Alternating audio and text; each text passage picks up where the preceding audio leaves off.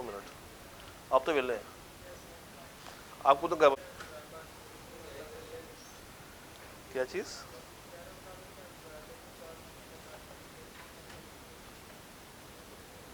किस्मत में तो बड़ा कुछ लिखा होता है, आपने अपनी किस्मत खुद बनानी होती है। अगर तो किस्मत में लिखा हुआ पेपर पास नहीं होना, बट आप इतनी एफर्ट करते हैं, इतनी एफर्ट करते हैं कि पेपर देने जाएं और सब कुछ ठीक करके आएँ, तो किस्मतें भी चेंज हो जाती हैं। होती बिल्कुल होती है। ये कह देना कि जनाब बस मेरा कुछ नहीं है, मेरा कोई हाल नहीं है, मैंने ही फेल हो जाना है, ये तो बहुत गलत बात है। सर किसी का 100% पेपर ना तो कंप्लीट होता है, ना तैयारी होती है, और ना उसका कभी 100% ठीक होता है। इवन जिनके मेरिट्स आते हैं उनका भी कोई तरह खास पेपर ठीक नहीं हुआ होता। फ़र्क क्या होता है? बाकियों से अच्छा होता है, कंपैरेटिवली बाकियों से अच्छा होता है बस, और वो बाजी ले जाता है। ऐसे ही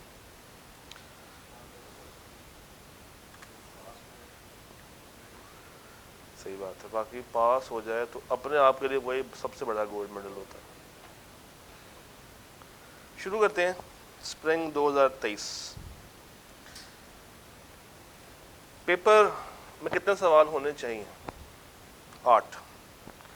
आए क्या आपने 8 सवालों के साथ ही पेपर सेट किया, जिसमें से 2 सवाल तो स्ट्रेट फॉरवर्ड थे। अगर मैं आपको दिखाऊं, पेपर को शुरू करते हैं।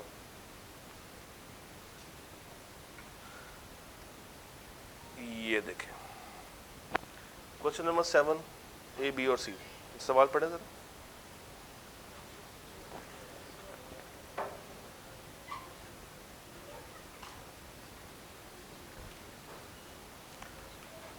भाई एम्फोसिस और अदर मैटर कब कब आता? Examples are not required. 4 number, list the persons जिन जिन से आप इंफॉर्मेशन को रिक्वायर कर सकते हैं। 4 नंबर, और कैसे आप ऑब्जेक्टिविटी को मेजर कर सकते हैं, इवेल्युएट कर सकते हैं। कितने नंबर? 4 नंबर। क्या ये 12 नंबर मुश्किल है? चले पहले सवाल का आंसर क्या होगा? 706 में जाए।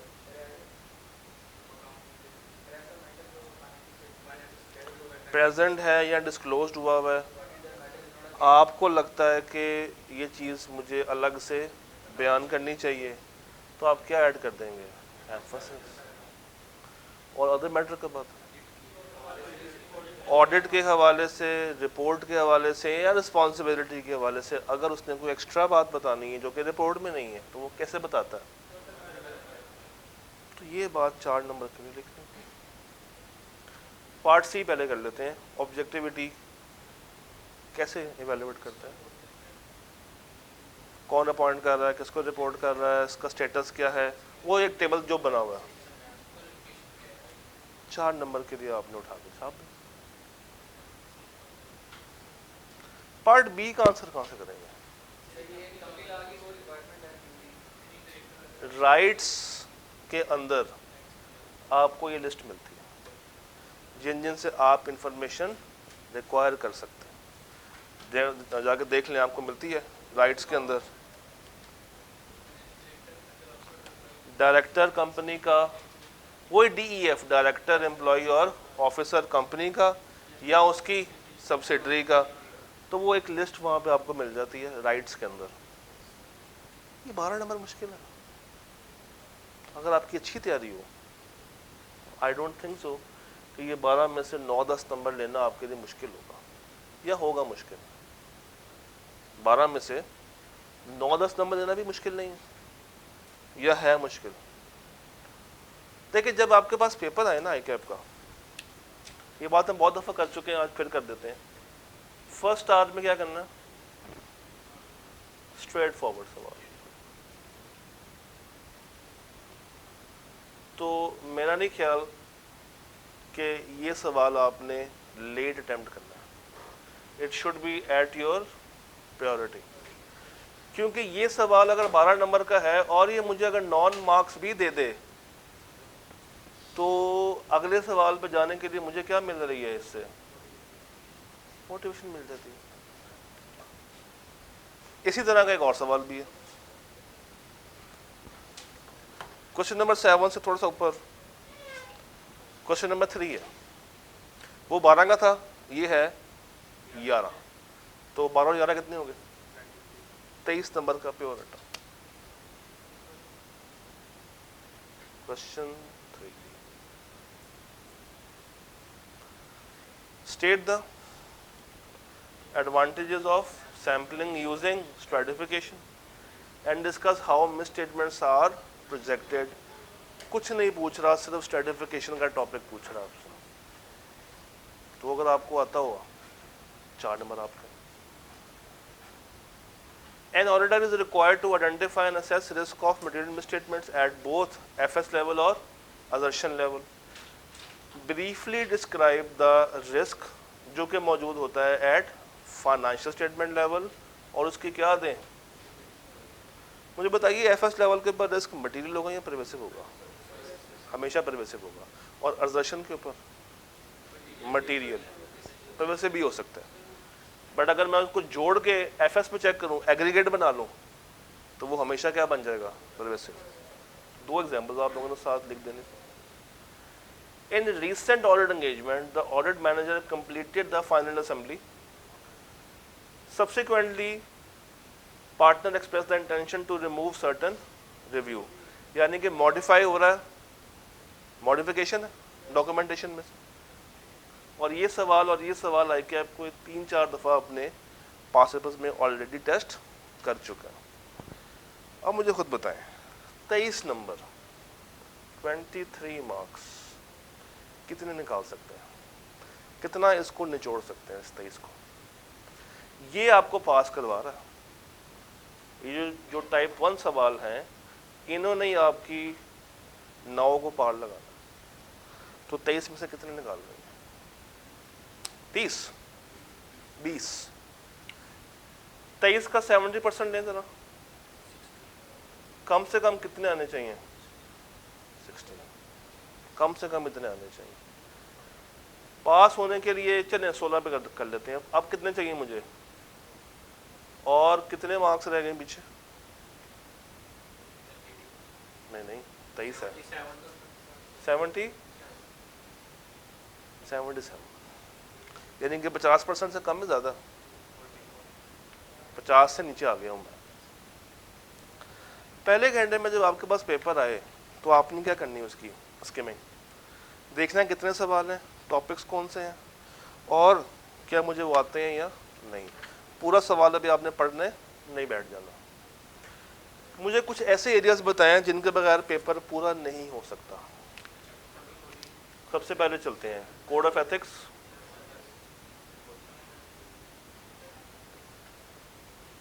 रिपोर्ट्स का सवाल लाजमी होगा, सब्सटेंटिव को इसके साथ जोड़ के पूछ रहा होता है नॉर्मली। रिस्क या फ्रॉड, 580 560 में से एक आ सकता है, 11-12 में से एक आ सकता है। कंट्रोल्स का एक सवाल होता है, अक्सर होता है। कंपनीज एक्ट कभी पूछेगा कभी नहीं पूछेगा, कंपलसरी नहीं है। या सैम्पलिंग पूछेगा या कन्फर्मेशन पूछेगा। तो यानी कि पहले घंटे में तो आपने ये 23 नंबर निकाल लेने पहले घंटे में आपने। और अगर आपकी क्रैमिंग अच्छी है तो ये 23 नंबर को आप 23 मिनट में हासिल कर सकते हैं। इसके लिए मुझे 1.8 से मल्टीप्लाई करने की ज़रूरत नहीं है, क्योंकि इसमें सोचना कुछ नहीं है, आपने अपना याद किया हुआ बस उठा के लिख देना। इस पेपर के अंदर क्या एथिक्स का सवाल है? जी बिल्कुल है। तो अब आपका पहला घंटा ख़त्म हुआ, अब आपने क्या करना है, एथिक्स के सवाल पे लैंड कर जाना। और कितने मार्क्स का सवाल है एथिक्स का? 6 और 10 16 नंबर का सवाल है, सिर्फ और सिर्फ चैप्टर 13 का। पार्ट ए रीड करें जरा।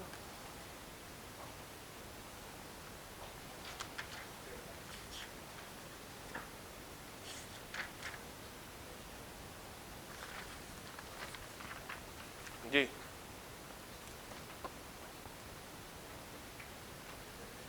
रिक्वायरमेंट मुझे बताइए, क्या सेफगार्ड्स पूछ रहा, क्या इवेल्युएशन करवा रहा? वो क्या कह रहा है? Identify and explain the two, यानी कि यहाँ पे आपको एक एक्स्ट्रा बात बतानी है कि कौन सा थ्रेड किस फंडामेंटल प्रिंसिपल को इफेक्ट कर रहा है। अगर ये नहीं बताएगी तो मार्क्स लूज करेंगे। सवाल पढ़ के बताएं, क्या आंसर निकालेंगे इसका। आराम आराम से, जज्बाती नहीं होना, जज्बाती नहीं होना, मैं फिर कह रहा हूँ आराम से देखें और मुझे बताएंगे कौन सा प्रिंसिपल भी कॉम्प्रोमाइज हो रहा।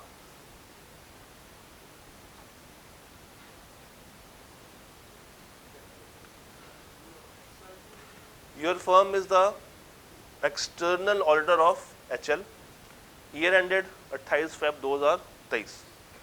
यहाँ तक कोई मसला नहीं। HL की स्ट्रिक्ट डेडलाइंस हैं फॉर द कंप्लीशन ऑफ, यानी कि कंपनी ने उनको बता दिया कि जनाब हमने डेडलाइन क्या रखी हुई है, बहुत ज़्यादा स्ट्रिक्ट रखी हुई है। Due to this time limitation, one of the audit team members ने क्या किया, फिक्स एसेट स्केड्यूल खुद ही बना लिया ताकि वो ऑडिट को जल्दी से कंप्लीट करने में जाए और अपने आप को क्या शो करे, वो क्या है ज़्यादा एफिशिएंट। अब मुझे बताइए, ये जो टाइट डेडलाइंस दे रहा है इससे क्या बनेगा? Intimidation threat. तो एक मेरे पास थ्रेट क्या आ गया? इंटिमिडेशन आ गया। और दूसरा वो क्या बना रहा है? क्या ये रिस्पॉन्सिबिलिटी इनकी होती है? किसकी है? मैनेजमेंट की है। तो इससे क्या आ जाएगा? सिर्फ ये बता के नंबर मिल जाएंगे। अब क्या बताना है? कौन सा प्रिंसिपल? तो इंटिमिडेशन किसको हिट करेगा? इंटेग्रिटी को हिट कर रहा है? नहीं। ऑब्जेक्टिविटी को हिट कर रहा है? यस। अच्छा, ऑब्जेक्टिविटी को कैसे हिट कर रहा है?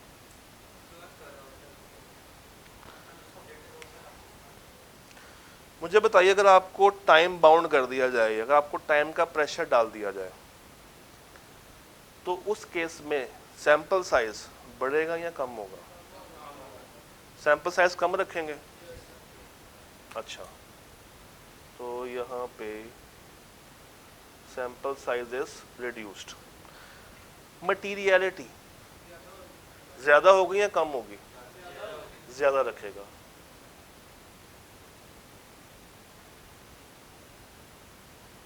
ऑडिट रिस्क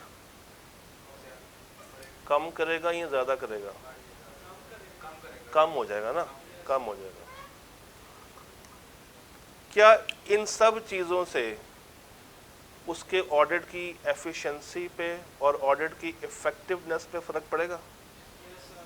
जिससे क्या कॉम्प्रोमाइज होगी? चलिए, ये तो हो गया, आगे चलते हैं। Integrity, objectivity. अगला, कॉन्फिडेंशियलिटी तो इससे हिट नहीं हो रही। Competence and due care, due care हो रही है मगर कॉम्पिटेंस नहीं हो रही। तो ड्यू केयर, यस। और आखिरी कौन सा होता? Professional behaviour. वो इससे तो नहीं हो रहा मगर इससे हो सकता है, इससे हो सकता है। अच्छा, ये बताएं, ये किस किस को हिट कर देगी? ऑब्जेक्टिविटी को, ऑब्जेक्टिविटी को, प्रोफेशनल बिहेवियर को, और क्यों?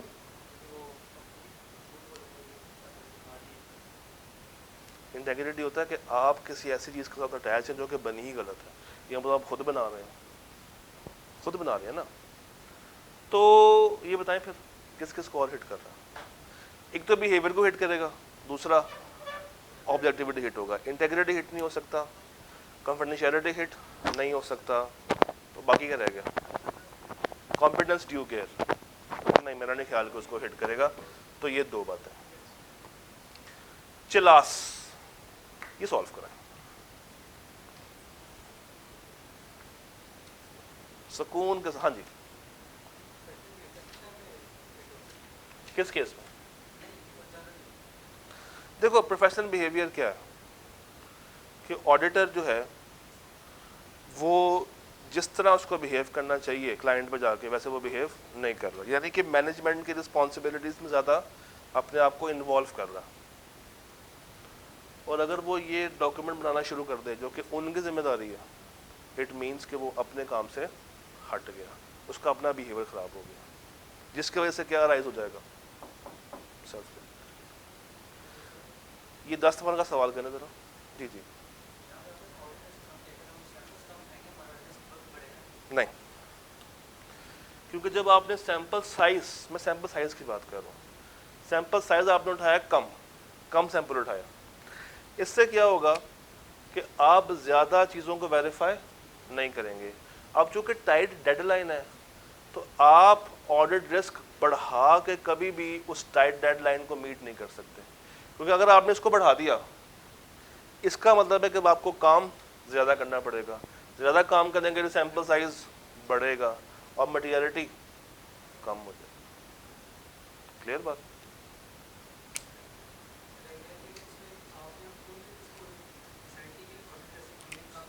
ऐसे ही है, आपने अपने माइंड में ये रखा है कि ऑर्डर रिस्क क्या होना चाहिए, कम होना चाहिए। फॉर्मूला बना लेते हैं ना, AR is equal to IR into CR multiply by, इसको चेंज कर सकते हैं, इसको हम चेंज कर सकते हैं। हमारा काम कहाँ पे है, यहाँ पे। अच्छा, अब डिटेक्शन रिस्क कम करूं तो क्या AR कम होगा या बढ़ेगा? कम होगा। इसको कम करने के लिए मुझे क्या करना पड़ेगा, ज़्यादा काम करना पड़ेगा, मगर डेडलाइंस क्या है, स्ट्रिक्ट है।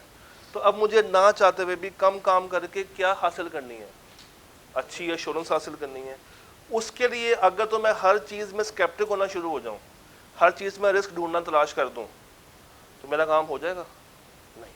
तो मुझे ये अजम्पशन रखनी पड़ेगी कि ऑडिट रिस्क क्या है, कम, जिससे मैं उस टाइट डेडलाइन के अंदर भी अपना काम समेट सकता हूँ। ऐसे सर जी ये सवाल कर दें, मुझे बताएं क्या करेंगे सवाल का। एक इंश्योरेंस इंडस्ट्री में भाई साहब काम करेंगे जो पहुंच गए हैं, इनके पास कॉम्पिटेंस नहीं है।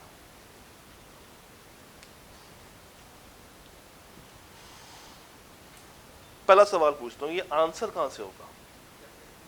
चैप्टर 2 के पहले सफे से। ये 13 से आप आंसर नहीं कर सकते, तो 2 के फर्स्ट पेज पे जाएं जरा।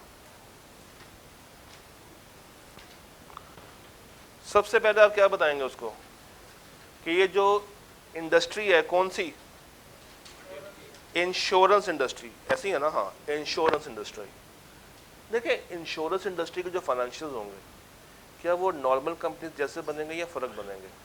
फ़र्क बनेंगे। क्या इनको कॉम्पिटेंसी है? नहीं। इनका क्या है, पहला क्लाइंट, यानी कि इतने कॉम्पिटेंट नहीं। जब इतने कॉम्पिटेंट नहीं है तो क्या इनको शुरू में बताना चाहिए था कि भाई हम ये ऑर्डर आपका कबूल नहीं कर सकते, मगर अपनी रेपुटेशन को बचाने के लिए, और इंटरेस्ट क्या है, पैसा फीस, सेल्फ इंटरेस्ट, उसको सामने रखते हुए इनको ऑडिट क्या करना पड़ा, कबूल करना पड़ा। ऑडिट क्या करना पड़ा, कबूल करना पड़ा। अब मुझे बताएं, सेल्फ इंटरेस्ट थ्रेट आ गया, प्रोफेशनल कॉम्पिटेंस भी हिट हो रही है यहाँ पे, और बताएं इंटेग्रिटी, आपने एक ऐसा ऑडिट कबूल किया जिसके बारे में आपको ज़्यादा नॉलेज नहीं और आपने उनको बताया भी सच नहीं है, और बताएं बिहेवियर कैसे हिट होगा?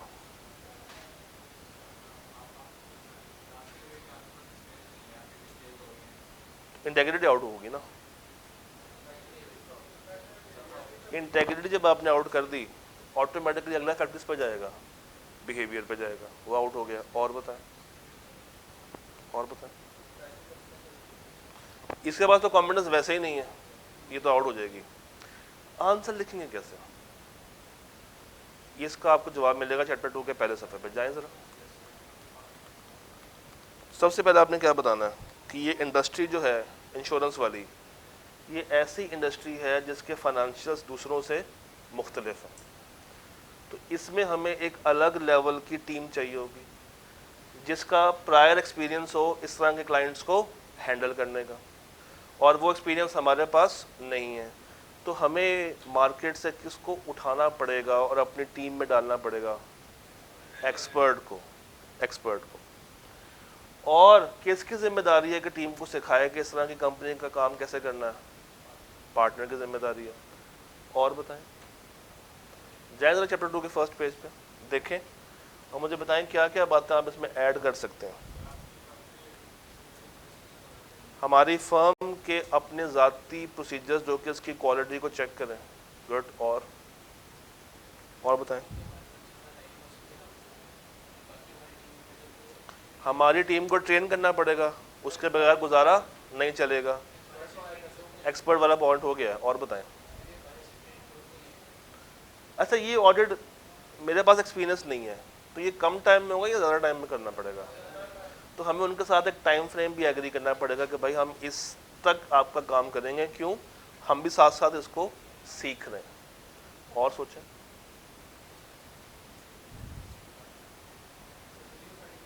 रिव्यू करने के लिए मुझे एक इंडिपेंडेंट पार्टनर चाहिए होगा जिसका प्रायर एक्सपीरियंस होना ज़रूरी है। कहाँ पे? इस तरह की इंडस्ट्री में। तो अगेन चैप्टर 2 का वो जो फर्स्ट पेज है, ये 2 सवाल हैं, एक चलास और एक DTL, जिसमें वो टैक्स हेवन कंट्रीज़ की बात करता है। इन दोनों सवालों को कोशिश कीजिएगा कि एक दफ़ा लिख लें ताकि वो जो चैप्टर 2 की प्यास है उसकी वो बुझ जाए। हो सकता है कि आपकी अटेम्प्ट में भी कुछ ऐसा सवाल दे दें। अगर मैं इसी को मॉडिफाई कर दूँ और कहूँ कि ये इंश्योरेंस नहीं, ये बैंकिंग सेक्टर है या फंड्स है, कुछ भी है, फॉरेक्स है, साइबर सिक्योरिटी है, कुछ भी कह दूँ, तो कॉम्पिटेंस आपकी क्या हो जाएगी? आउट हो जाएगी। तो इंडस्ट्री चेंज करके भी वो एक सवाल बिल्कुल ऐसा क्रिएट कर सकता है और आपने उसको आंसर तसल्ली के साथ करना होगा। चैप्टर 13 से करेंगे? नहीं, चैप्टर 2 से करेंगे। अब देखें 16 नंबर का सवाल था, ये आसान था, तो 6 में से कितने मिल जाएंगे ऊपर से? मुझे वो 3-4 ले लेंगे नीचे। आइए देखते हैं आई कैप क्या कहता है। आई कैप के स्टैट्स क्या कहते हैं इस सवाल के ऊपर। आई कैप ने कितने बच्चे उड़ाए हैं? आई कैप कहता है इस सवाल में, सवाल नंबर 2 है ना? हाँ, सबसे पैथेटिक रिजल्ट इस सवाल में था। 14% बच्चे इस सवाल में पास हुए। कितने परसेंट? 14। और आई कैप ये कहता है इस पार्ट के ऊपर, the question required evaluation of threats, however the examiner is primarily focused on client acceptance procedures। उन्होंने सवाल की रिक्वायरमेंट को बिल्कुल क्या मारा? इग्नोर मारा और क्या बताना शुरू कर दिया? 210 वाली बातें। एग्जामिनर्स फेल टू डिस्कस कि आपको एक स्पेशलाइज नॉलेज चाहिए क्योंकि आप ऑडिट किसका कर रहे हैं? इंश्योरेंस कंपनी का। Examiners fail to mention that only one partner के पास रेलेवेंट एक्सपीरियंस है, तो दूसरा जिसने क्वालिटी रिव्यू करना है वो कौन करेगा? तो आपको एक एडिशनल पार्टनर अपॉइंट करना पड़ेगा, चाहे वो ऑडिट के लिए करें चाहे वो रिव्यू के लिए करें। सेफगार्ड्स तो बच्चों ने बिल्कुल भी मेंशन नहीं किए, उनसे बने ही नहीं। तो अगेन ये क्वेश्चन आपने लाजमी लिख के अटेम्प्ट करना। लेकिन जनाब पहला घंटा पूरा हो गया, आपने पहले घंटे में सवाल देख लिए क्रैमिंग वाले और आपने किस पे हाथ डाल दिया? कोड के सवाल पे हाथ डाल दिया। चलिए अगर ये सवाल पहले घंटे में नहीं हुआ, कम से कम ये हो सकता था। तो पहले घंटे में मेरे पास 23 नंबर की क्रैमिंग थी, नहीं कितने की थी क्रैमिंग? 23 की। 23 और 6, तो पहले घंटे में कम से कम 30 नंबर का पेपर आपका अटेम्प्ट होना चाहिए, वरना गुजारा नहीं है। सर जी सबसे पहले आप बताएंगे कि ये इंडस्ट्री कौन सी है? इंश्योरेंस। फिर आप बताएंगे कि चूंकि ये बाकियों से हटके है और हमारा पास इतना एक्सपीरियंस नहीं है, हमें शुरू में क्या क्या चीज़ों को देखना पड़ेगा, प्री कंडीशन हमारी क्या क्या होंगी। चैप्टर 3 में याद है वो बात लिखी हुई थी, प्रीलिमिनरी एंगेजमेंट एक्टिविटीज़, तो वहाँ से कहानी शुरू करेंगे। उसके बाद बताएंगे कौन कौन से थ्रेट्स मुझे नज़र आ रहे हैं, फिर उनके रेलेवेंट सेफगार्ड्स बनाने। चलिए अब आएंगे कब? सेकेंड आवर में। सेकेंड आवर का सवाल कौन सा होता है? रिपोर्ट्स का सवाल। और रिपोर्ट्स का सवाल भी लाजमी अवेलेबल होगा। आइए ढूंढते हैं कहाँ पे। जी जी आए। जी जी, बहुत अच्छी बात है अगर आप हेडिंग दे के लिखें, बिल्कुल बहुत अच्छी बात है। और आइडियली करना भी चाहिए कि आप उसको पहले इवेलुएट करके बताएं कि ये सवाल में है क्या, फिर अपना आंसर नीचे ड्राफ्ट करें, ये अच्छी बात है। हाँ ना, अभी बेशक पूछो, कोई मुश्किल वाली बात नहीं है, मगर नंबर देख लेना, नंबर ज़्यादा होने चाहिए। नहीं नहीं, अच्छा जी, ये सवाल कंट्रोल्स का है, ऊपर आ जाते हैं। 5 है, 6 है, 2 सवाल है बेसिकली, और 5 देखते हैं, पढ़े 5 देखें क्या बनता है 5 का आंसर, निकालें ज़रा।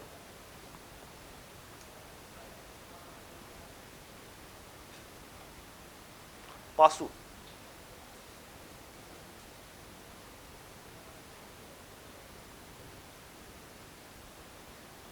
हमने ये सवाल तब भी किया था जब हम लोग उसको कर रहे थे। हाँ,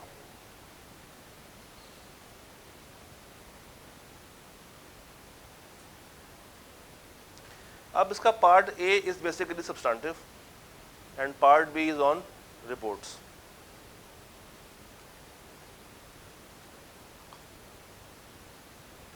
पीवीटी कितना दिया हुआ है, तो सबसे पहले क्या करना है, 250 का 5% क्या आता है, 12.5। अकाउंटिंग स्टैंडर्ड कौन सा हिट हो रहा है, और 16। मैनेजमेंट ने डेप्रिसिएशन रिकॉर्ड नहीं की 2 महीनों की, और क्या बताइए भी कितनी है, हाँ जी बताइए भी 5 मिलियन, 12.5 का बेंचमार्क है, 5 मिलियन है तो नीचे है। इंडिविजुअल इमटेरियल, मगर मटेरियल बन सकती है अगर मैं क्या कर दूं उसको, तो दोनों बातें लिखेंगे। और इसके साथ दूसरा इम्पैक्ट कहाँ पे जाएगा, इम्पेयरमेंट, क्योंकि प्लांट क्या है बेसिकली शट डाउन हुआ है, तो ऐसे प्लांट की क्या रिकॉर्ड होनी चाहिए। सवाल ने ये नहीं बताया कि उन्होंने इसकी इम्पेयरमेंट रिकॉर्ड की है, मगर इम्पेयरमेंट रिकॉर्ड होनी, और रिकॉर्ड नहीं हुई, मिस स्टेटमेंट है, scope limitation, miss statement, material होगी तो परवेसिव होगी, तो ये तो 4 नंबर के लिए आपने कहानी बता दी, नहीं 4। ब्रीफली इवैल्यूएट द अबव कहानी and state any 4 procedures which may be performed by your audit team. अब कौन सा पॉइंट आपको मिल गया है जिसके ऊपर वो 4 बातें मांग रहा है इम्पेयरमेंट का, तो आप मुझे बताइए इम्पेयरमेंट के क्या क्या प्रोसीजर्स आप लिखेंगे बैठ के। क्या उन्होंने IAS 36 के मुताबिक उस प्लांट को इम्पेयरमेंट के लिए कैटेगराइज किया है या नहीं किया, अगर किया है तो इम्पेयरमेंट का फॉर्मूला क्या होता है, लोअर ऑफ या हायर ऑफ, एक carrying amount, higher of lower of, carrying value 10 रुपये हो और फेयर वैल्यू 8 रुपये हो, तो हायर ऑफ होगा लोअर ऑफ होगा, पहले लोअर ऑफ है उसमें आगे हायर ऑफ है, अब बताएं। ठीक है, उसमें से हायर ऑफ होता है ना, और जो उसका हायर ऑफ का आंसर आएगा उसको हम किससे कंपेयर करेंगे, कैरिंग वैल्यू से, तो वो आपस में लोअर ऑफ। तो ये देखेंगे कि क्या मैनेजमेंट ने ये सारी वर्किंग ठीक की है या नहीं की। आप खुद से भी उसको रिकैलकुलेट करके चेक कर सकते हैं, एक्सपर्ट को बुला के उसकी इम्पेयरमेंट के ऊपर वेरिफिकेशन ले सकते हैं, और बता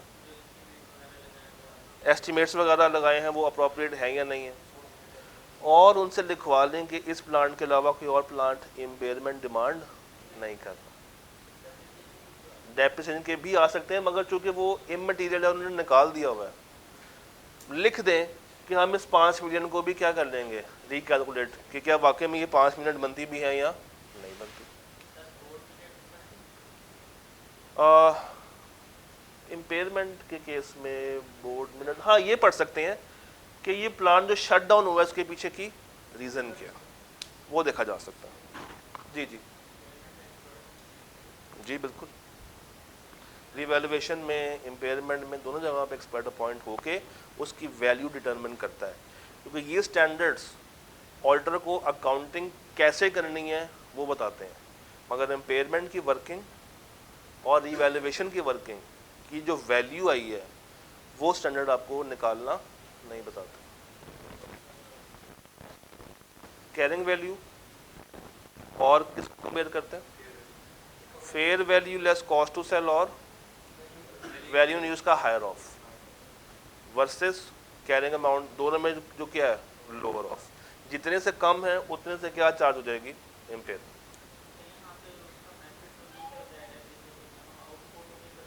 बता सकते हैं, उनसे भी लिखवा लें कि जो आपकी जजमेंट है डेप्रिसिएशन की वो ये है और इसके पीछे की रीजनेबल जस्टिफिकेशन क्या है वो बताते हैं उनसे। मगर क्या मांग रहा है? 4 बातें मांग रहा है, और मेरे ख्याल से वो 4 बातें किसकी ज़्यादा आनी चाहिए? इम्पेयरमेंट की। डन है? ये सवाल देखिए,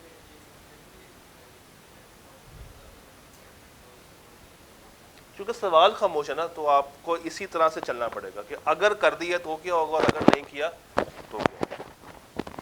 सवाल नंबर 6 देखें, रिजल्ट लिमिटेड। ऑल्दो हमने ये भी डिस्कस किया था उस दिन, बट चलें स्टिल आपकी एक दफ़ा मेमोरी रिकॉल हो जाएगी।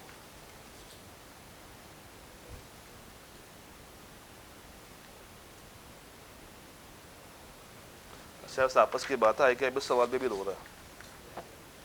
सवाल नंबर 5 पे ठहरे ना, सवाल नंबर 5 पे वो क्या कहता है? 33% बच्चों ने आधे नंबर लिए थे सवाल नंबर 5 पर, और बच्चों ने इम्पेयरमेंट वाला पॉइंट सिरे से मिस किया हुआ है ना, उसके बताए प्रोसीजर, और इम्पेयरमेंट की जो इम्प्लीकेशन है उसको भी डिस्कस नहीं किया। ये आई कैप कह रहा है, मैं नहीं कह रहा। सवाल नंबर 6 देखें,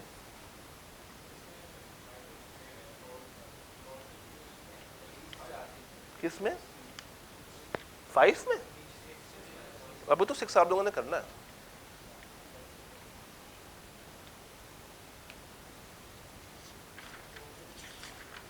करें करें, बताएं 6 का क्या आंसर बनेगा? Result limited. रिकॉर्ड सीज हो गए हैं और अच्छे खासे रेवेन्यू के भी प्रोडक्शन के भी, तो एक से ज़्यादा अकाउंट सेट हो रहे हैं। स्कोप लिमिटेशन और कौन सी वाली है? परवेसिव लेवल की है। और क्या हो रहा है इसमें? और क्या हो रहा है इसमें? इनके पास कोई बैकअप अवेलेबल है नहीं, तो फिर भी क्या हिट हो रही है? Scope limitation. इन्होंने ये जो इन्वेस्टिगेशन चल रही है इस पे अकाउंटिंग स्टैंडर्ड कौन सा हिट हो रहा होगा? 1037 या खाली 37 खाली, तो उसकी क्या रिकॉर्ड करनी चाहिए थी इनको? प्रोविजन रिकॉर्ड करनी चाहिए थी। प्रोविजन रिकॉर्ड करें या कंटिजेंट लायबिलिटी रिकॉर्ड करें? ये वो बच्चा बताएगा जिसने आई 37 पढ़ा होगा, अगर नहीं आता ना एग्जाम में। हाँ हाँ, बोलो बोलो बोलो बोलो। हाँ, अगर आपको आता है एग्जाम में, श्योर है, तो लिख दें।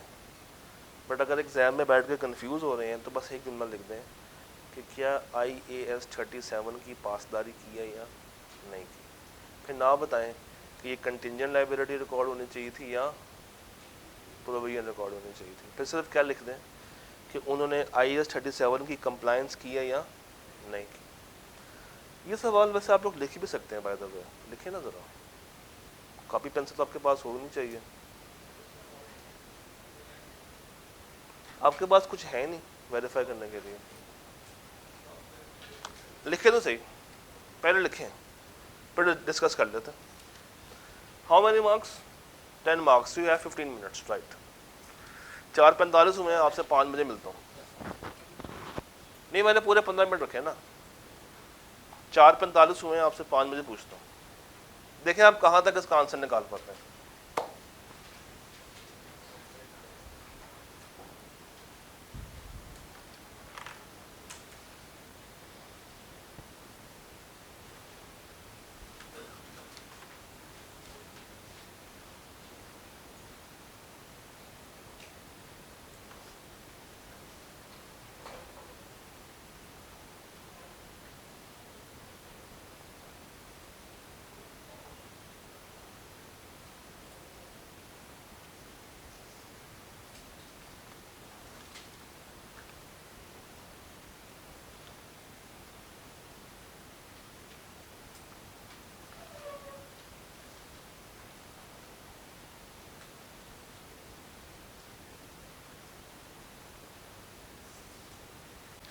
कहता है whether management has adequately disclosed the contingency or recorded additional tax, यानी कि वो कंटिजेंट के ऊपर बात भी कर रहा है, साथ क्या लिख रहा है, और प्रोविजन वाली बात भी कर रहा है। तो आप भी दोनों बातें कर सकते हैं।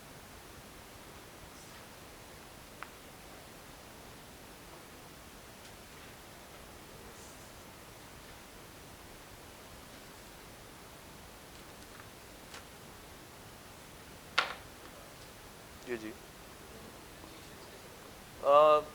कोशिश करना कम से कम।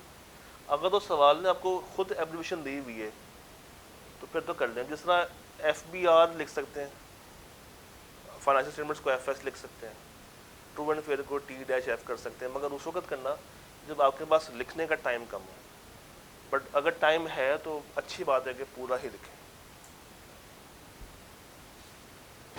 हाँ, कंपनीज का नाम छोटा किया जा सकता है, जिस तरह ये, हाँ, मगर उस स्टार्टिंग में एक दफ़ा पहले ब्रैकेट में लिख दें GL, उसके बाद GL यूज़ करते हैं। अगर शुरू में नहीं बताया तो फिर परेशानी होगी आपको। हाँ, तो अगर उसने खुद की हुई है तो फिर आप लिख लें। अब इस सवाल में नहीं है ना, अगर आपने सवाल में करनी है तो फिर आप पहले खुद एक दफ़ा उसके नाम पूरा लिख के आगे GL लिखें ब्रैकेट में, फिर आगे चलते जाएं।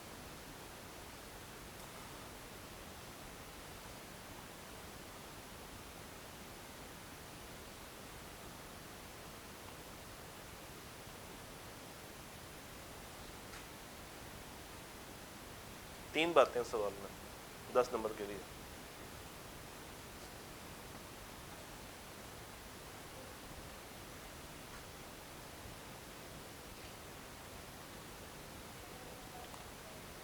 नुमान,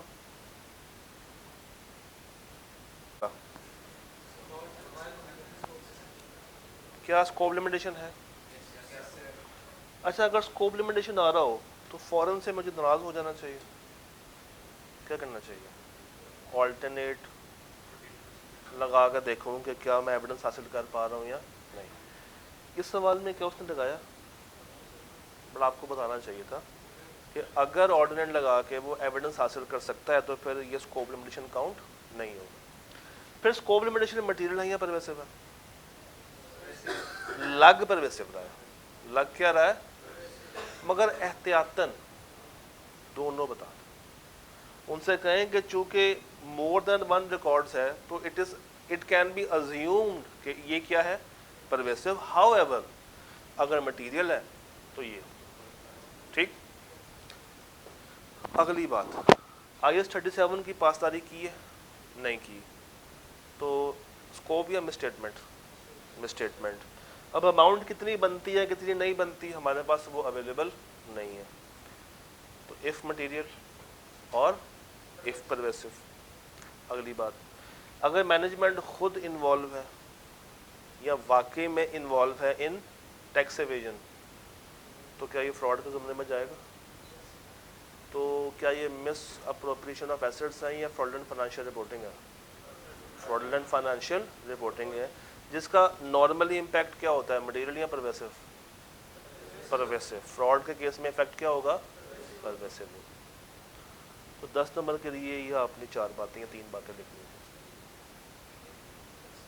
इसमें इम्पेयरमेंट, कौन सी इम्पेयरमेंट, कहाँ, कौन सा तुम्हारा एसेट है यहाँ पे, कौन सी पॉसिबिलिटी इम्पेयरमेंट किस चीज़ पे चार्ज होगी?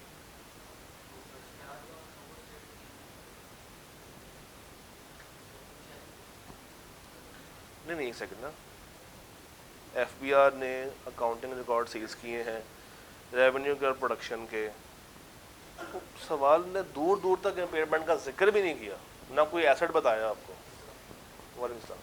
तो कोई जिक्र है तो क्यों इम्पेयरमेंट को बीच में आपने फजूल में ऐड करना, बनती नहीं है।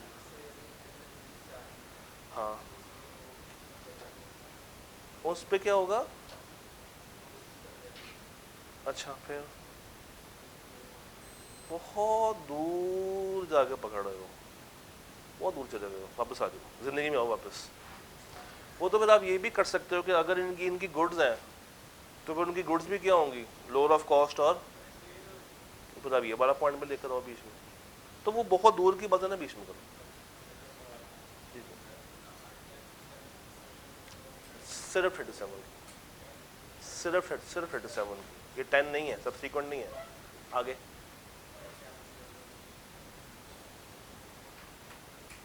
तो मैं भूल गया, कोई बात। एक सवाल जो कि पेपर में बहुत कॉमन होता है, और मैं बाद में आऊंगा, एक सवाल मैं आपके पास आ जाता हूँ। एक सवाल जो कि पेपर में बहुत कॉमन है, वो कौन सा होता है? नहीं, रिस्क होता ना कॉमन, निकालें risk. Question number 1 is all about risk, ढूंढे और निकालें। 12 नंबर के लिए मैं आपके पास आ रहा हूँ। अस्टोर लिमिटेड, अस्टोर, हाँ जी।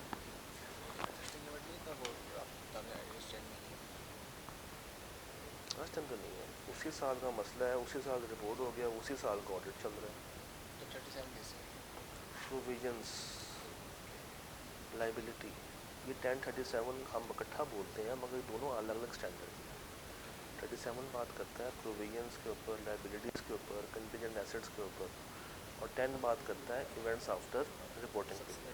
हाँ, वो दो स्टैंडर्ड्स फ़र्क है। अकाउंटिंग में हम इकट्ठा इसलिए बोलते हैं क्योंकि अकाउंटिंग वाले एक सवाल बनाते हैं जिसमें दोनों बातें पूछ रहे होते हैं। ऐसे ही, बिल्कुल ऐसे ही है, बिल्कुल ऐसे ही, एग्जैक्टली ऐसे करें। हाँ जी, अस्टोर लिमिटेड, आपने बताने हैं ऑडिट रिस्क भी और तरीकेकार पता है ना, करें फिर। कुछ तो बहुत ही कॉमन होते हैं जो कि हर जगह में पाए जाते हैं, फिर बनाए फिर।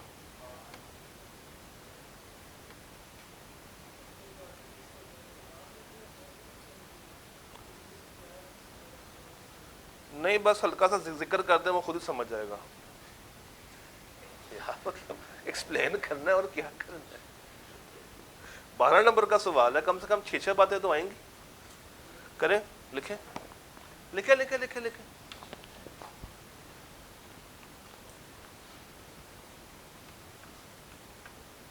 लाइन बाय लाइन करते हुए आपने रिस्क आइडेंटिफाई करना है।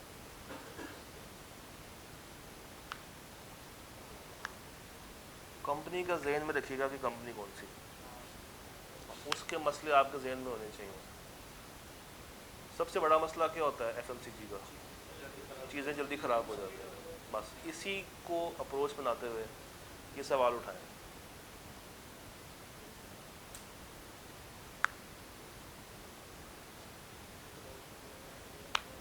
मुझे आपने लिख के निकाल के बताना, मैं ज़बानी तो पूछ नहीं रहा किसी से। लिखें, बेशक शॉर्ट फॉर्म में लिख लें, मगर निकालें, लाइन बाय लाइन ढूंढते जाएं। पहले बीआर निकालें और उससे रेलेवेंट क्या निकालना है, एआर, ऑडिट रिस्क।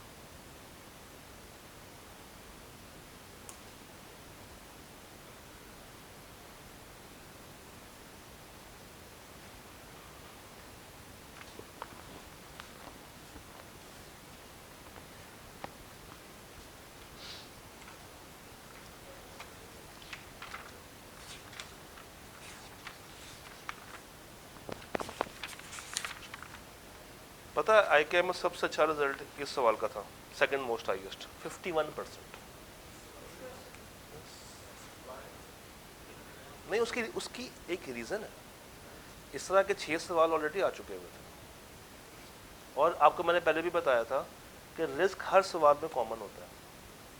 21, 2, 16, 36, ये तो कॉमन है। अब ढूंढें 21 वाला कौन सा होता है? 21 एक्सचेंज रेट वाला। निकालें निकालें निकालें, जल्दी निकालें।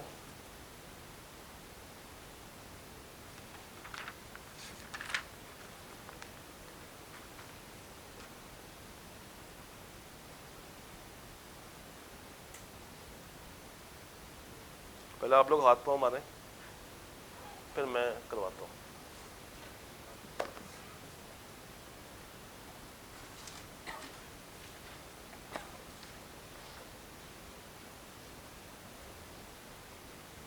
थक गए हो? ओए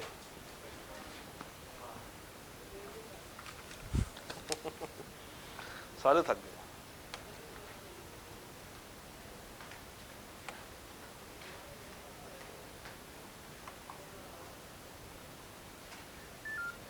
हाँ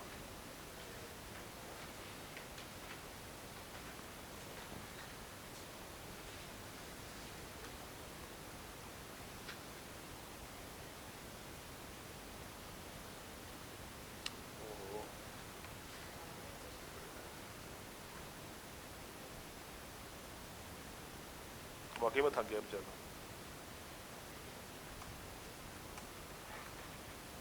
एक सेकंड।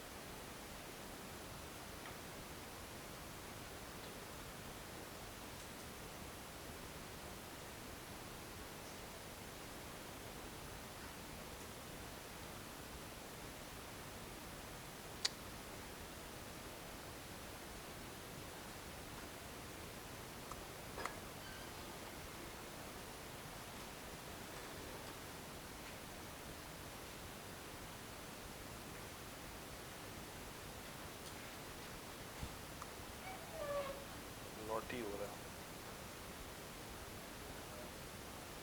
नहीं कब हो जाएगा।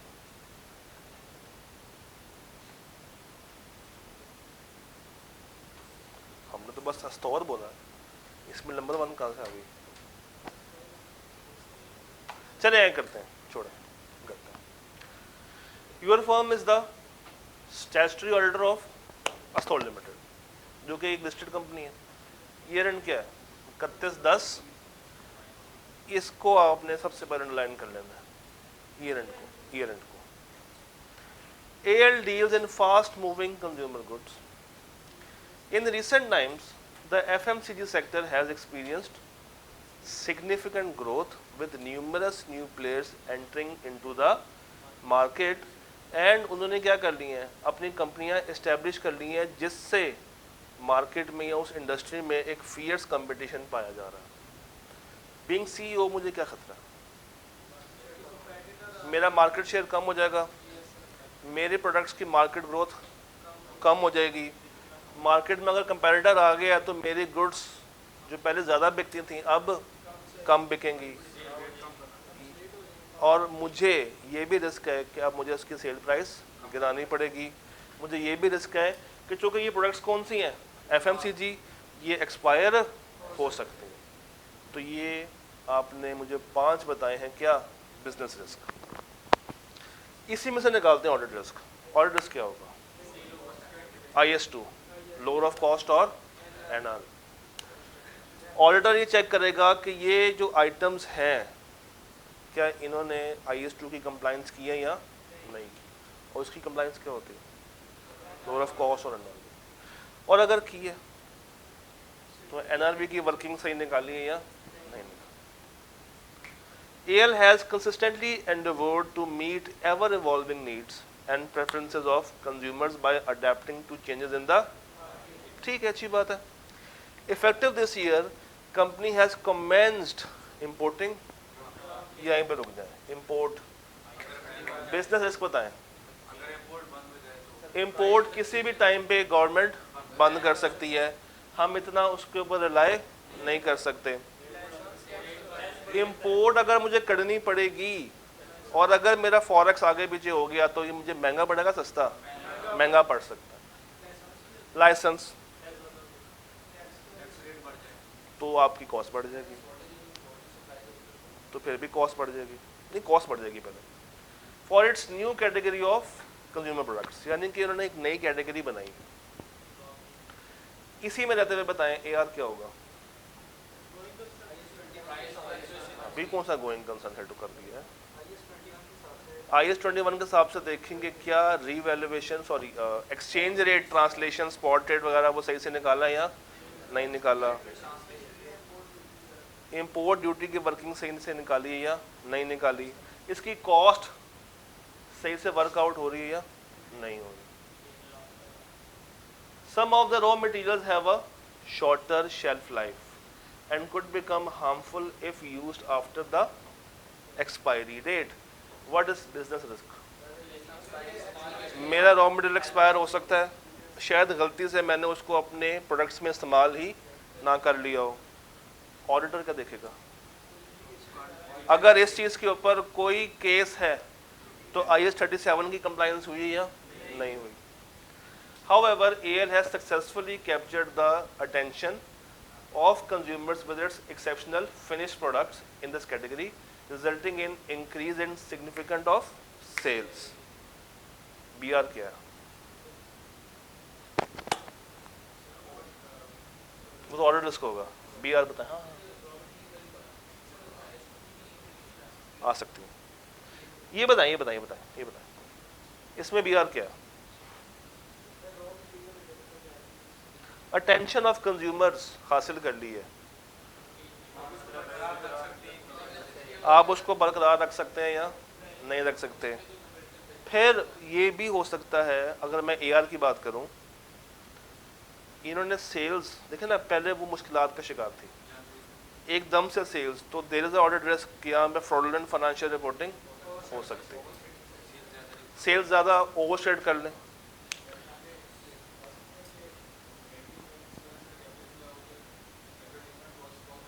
यस, और क्या वो कॉस्ट सही से कैटेगराइज हुई या नहीं हुई। फिर एक और मसला होता है, हमेशा दो तरह के खर्चे होते हैं, एक कैपिटल वाले और एक, और वो सही से क्लासीफाई हुए या नहीं हुए। लास्ट पर अगर आप देखें, ERP लगाने बैठ गए, ERP कहाँ पे जाएगा? 38 पे जाएगा। तो इसका बिजनेस क्या होगा कि क्या ERP सिस्टम सही से लगा है या नहीं लगा, पहले लगा या नहीं लगा, लग गया है तो क्या हमारी टीम को काम करना आता है, या हमारी टीम में ट्रेनिंग चाहिए या नहीं चाहिए। सारा क्या है? Business risk. इसका ऑडिट रिस्क क्या होगा कि क्या IS 38 के रिसर्च और डेवलपमेंट को अलग अलग रखा गया या नहीं रखा गया, रिसर्च कॉस्ट को डेवलपमेंट कॉस्ट में ऐड तो नहीं कर लिया, और क्या हाँ अमोर्टाइजेशन वाला पॉइंट आ सकता है। और एंड पे वो क्या कर रहा है? Finance through borrowing facilities. IAS कौन सा? 23 कहाँ लगेगा ऑडिट रिस्क में? पॉइंट कौन सा आएगा कि जो उसने लोन उठाया है उस पे जो कैपिटलाइजेशन रेट है वो सही निकाला या नहीं निकाला। और BR क्या होगा? अच्छा, ये आप लोन ले रहे हैं ना, तो मेरा बिजनेस ये है कि मेरी डेट क्या हो गई है और इक्विटी, और कंपनी कौन सी है? लिस्टेड कंपनी कौन चलाते हैं? Share holders. उनका इंटरेस्ट इक्विटी में होता है या डेट में होता है? इक्विटी में होता है। वो सही से फॉलो किए या नहीं किए? हाँ जी, दोनों में आएगा। हाँ कैसे? गोइंग कंसर्न, अच्छा एक बात पहले सुन लें, गोइंग कंसर्न एक ऐसा एरिया है जिसको एक मतलब दिल करता है कि गोइंग कंसर्न हिट हो सकता है। आई के अपने कुछ सवालों में स्पेसिफिकली रोका है कि आपने गोइंग कंसर्न की तरफ नहीं जाना, तो अनलेस के सवाल बहुत ही ख़राब बातें कर रहा हो कंपनी के बारे में तो आप गोइंग कंसर्न को चार्ज कर दें, वरना दूर दूर रखें। ये अगर आप बहुत ही दिल कर रहे नहीं रह पा रहे तो ये लिख दें कि ऑडिटर ये चेक करेगा कि क्या गोइंग कंसर्न असेसमेंट उन्होंने किया है या बस ये लिख दें। डन है क्या? अकाउंटिंग सॉफ्टवेयर, सिंपल वर्ड्स में हुक्म, एंटरप्राइज रिसोर्स प्लानिंग। हाँ हाँ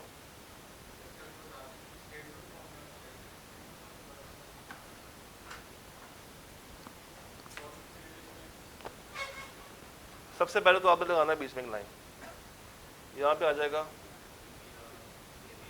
आपने पूरा लिखना। अब यहाँ पे पॉइंट आ गया कि हमने क्या लिया है, कंपनी ने क्या लिया है? लोन लिया है, जिसकी वजह से रिस्क ये है कि डेट क्या हो जाएगा? इंक्रीज, और इक्विटी मेरी डिक्रीज हो जाएगी, जिससे मेरी गियरिंग रेशो ख़राब हो जाएगी। ये मेरा बिजनेस रिस्क। इसी के सामने आ जाएगा ऑडिट रिस्क।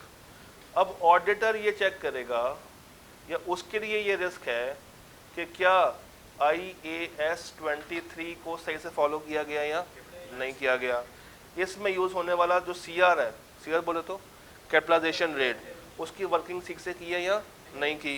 एक और रिस्क भी है, अगर तो उन्होंने लोन लिए बैंक से तो क्या दिए होंगे साथ, अपने कोवेनेंट्स रखवाए होंगे, सिक्योरिटीज़ होंगी, कोलैटरल्स होंगे, तो क्या वो उसकी वर्किंग सही से की है या नहीं की। यहाँ पे रिस्क क्या होगा कि क्या हम ये लोन वापस फ्यूचर में पे कर पाएंगे या नहीं कर पाएंगे, इस तरह आएगा। चैप्टर 11 आता है, ये सवाल देख के बताएं क्या मसला।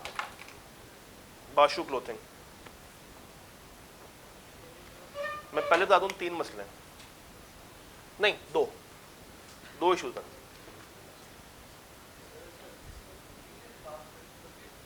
हाँ, आई कैप कहता है कि जो बीआर निकाला ना उसके रेलेवेंट मुझे आपने यार बताना।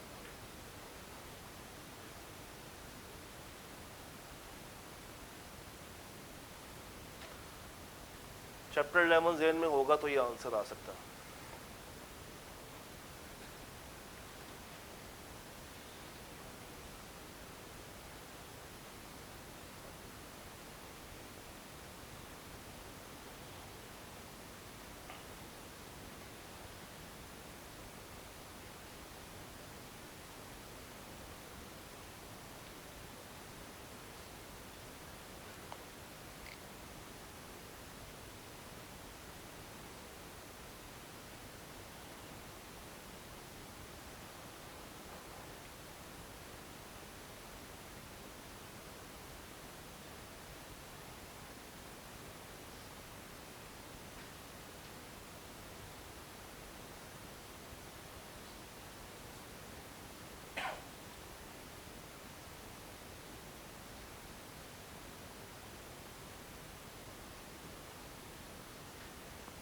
इतना सन्नाटा क्यों है भाई? तो मुश्किल सवाल तो नहीं, क्राइमिंग बेस्ड सवाल है। हाँ जी, क्या निकाला आप लोगों ने अभी तक नतीजा?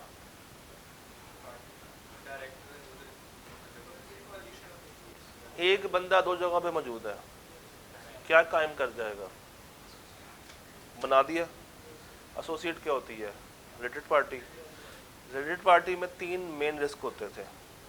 नंबर 1, हमने उनसे क्या डिमांड करना होता है कि हमें लिस्ट प्रोवाइड करें, लिस्ट ऑफ रिलेटेड पार्टीज, और इंश्योर करें कि वो लिस्ट कंप्लीट है या नहीं है। तो क्या ये लिस्ट कंप्लीट है? एक ऐसी रिलेटेड पार्टी जो कि उन्होंने आपको नहीं बताई है, आपने इंक्वायरी कर करके निकाली है, इसका मतलब है कि जो उन्होंने आपको लिस्ट दी है वो लिस्ट कंप्लीट नहीं है। तो अगर एक एंटिटी पहले उस लिस्ट में शामिल नहीं थी, आपने आइडेंटिफाई करके बाइंड करा दी है, तो खतरा क्या है?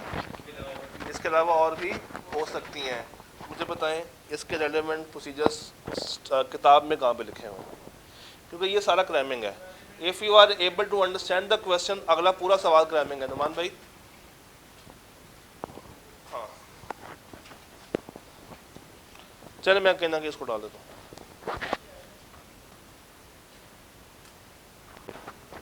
हाँ जी बताएं,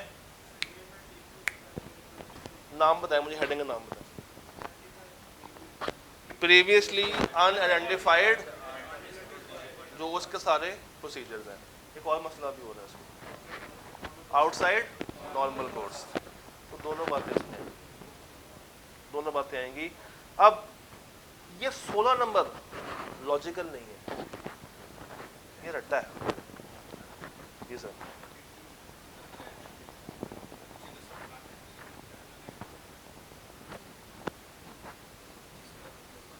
ये वही है ना जो प्रोसीजर्स है, कोर्स रखे वही तो है।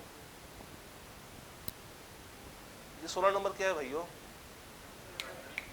ये क्या है? क्राइमिंग लगता है मगर है नहीं। एक सवाल मैं आपको दे सकता हूं, अगर आप घर पे ट्राई कर लें, इसको आप सेकंड आवर में रखें बाय द वे, क्योंकि फर्स्ट आवर में वो सवाल करने जो कि बिल्कुल 1 लाइनर्स होते हैं। एक सवाल आपको दूं, आखिरी सवाल है उसका, ये करके आइएगा परसों। ये नलटार या नलतार जो भी है, डेयरी लिमिटेड, ये कंट्रोल्स का सवाल हो जाएगा, पक्की बात है, श्योर। और ये ना हो गया परसों आप लोग गायब हुए हैं, मैं ढूंढता रहूँ कि बच्चे कहाँ गए, बच्चे गायब हैं।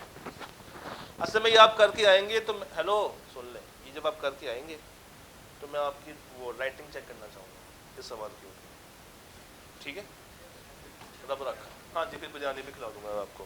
ठीक है जी, रब रखा।